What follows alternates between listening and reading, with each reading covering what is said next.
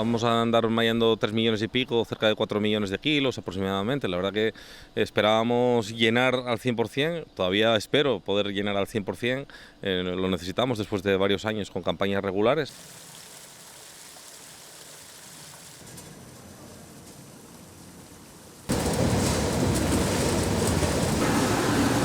Hacer un ciclo de prensado durante 4 o 5 horas y luego depósitos o fermentar. Este año hay mucho aquí, el año siguiente hay poca cosecha, pero bueno, de denominación siempre se suele mantener un poco la cantidad.